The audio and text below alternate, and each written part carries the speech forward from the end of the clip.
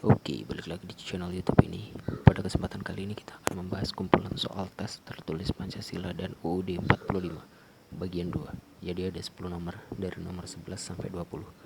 Buat teman-teman yang ketinggalan nomor 1 sampai nomor 10, nanti akan saya kasih linknya di bawah di deskripsi.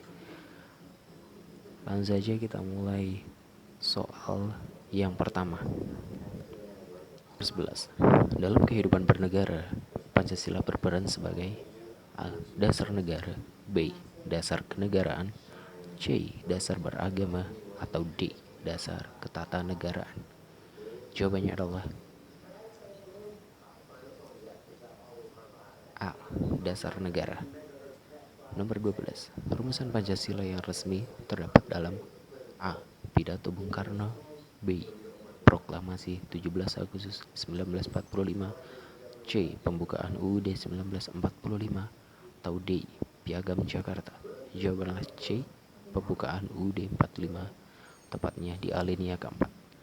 Next, kita ke soal nomor 13. Secara formal, Pancasila disahkan sebagai dasar negara Republik Indonesia pada tanggal A. 1 Juni 1945, B.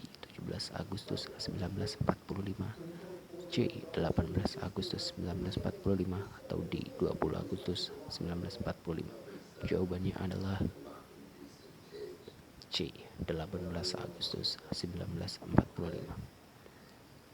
Soal nomor 14. Dalam sumber tata hukum di Indonesia, Pancasila dijadikan sebagai A. Sumber dari segala sumber hukum, B. Hukum tertinggi di Indonesia, C. Hukum tertulis tertinggi di Indonesia, atau D. Setingkat dengan UUD 1945. Jawabannya adalah A. Sumber dari segala sumber hukum. Next, kita ke soal nomor 15. Tata cara mengucapkan Pancasila pada upacara-upacara resmi ditetapkan pada A. TAP MPR RI nomor 2 garis miring MPR garis miring 1978, B. Inpres atau Instruksi Presiden nomor 12 tahun 1968, C. UU nomor 5 tahun 1985, atau D. TAP MPR nomor 1 garis miring MPR garis miring 1983. Jawabannya adalah B. Inpres nomor 12 tahun 1968 yang dikeluarkan pada 13 April 1968. Oke, selanjutnya dan soal nomor 16. Dalam rangka membina rasa nasionalisasi di kalangan masyarakat Indonesia, hendaknya dilakukan dengan menghindari hal-hal di bawah ini, kecuali A. Patriotisme, B. Sukurisme, C. Chauvinisme, atau D. Ekstremisme. Jawabannya adalah A. Patriotisme. Di sini mungkin bisa menjadi perhatian bahwa ada kata kecuali, jadi yang tidak termasuk. Baik, kita lanjut ke soal nomor 17. Berani membela kebenaran dan keadilan adalah pedoman pengalaman untuk sila A. Sila pertama, B. Sila kedua, C. Sila ketiga, atau D. Sila keempat. Jawabannya adalah B. Sila kedua, kemanusiaan yang adil dan beradab. Nomor 18. Perbedaan isi Piagam Jakarta dengan pembukaan UUD 1945 adalah A. Perbedaan pandangan mengenai sistem sosial di Indonesia, B. Perbedaan pandangan mengenai sistem politik Indonesia, C.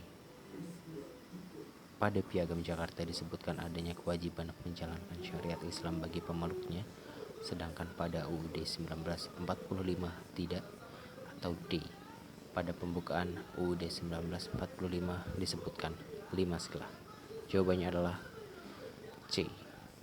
Pada Piagam Jakarta disebutkan adanya kewajiban menjalankan syariat Islam bagi pemeluknya, sedangkan pada UUD 1945 tidak. Jelas ya? Next, kita nomor 19. Bangsa Indonesia merasa dirinya sebagai bagian dari seluruh umat manusia. Oleh karena itu, dikembangkan sikap hormat menghormati dan bekerja sama dengan bangsa lain. Hal ini adalah penjabaran A. Sila pertama, B. Sila kedua, C. Sila ketiga, atau D. Sila kelima. Jawabannya adalah B. Sila kedua.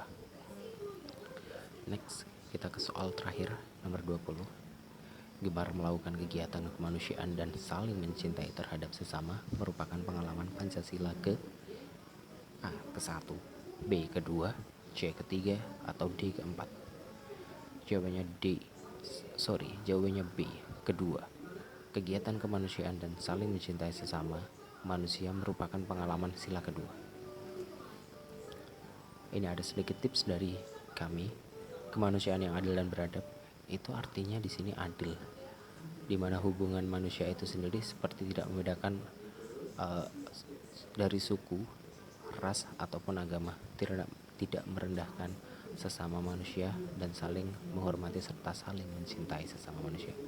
Sedangkan keadilan sosial bagi seluruh rakyat Indonesia artinya bahwa semua warga negara memiliki hak yang sama atas kebijakan-kebijakan dari pemerintah, terutama kebijakan sosial seperti hukum, pembangunan, dan lain-lain. Persamaan dari kedua sila tersebut adalah menunjukkan rasa adil terhadap sesama manusia. Paham ya sampai sini ya? Mungkin teman-teman punya penjelasan lain, nanti bisa tulis di kolom komentar. Terima kasih banyak, dan jangan lupa untuk klik like dan subscribe, serta jika ilmu ini bermanfaat untuk teman-teman, tolong dibagikan di media sosial teman-teman. Terima kasih banyak, dan sekali lagi selamat belajar.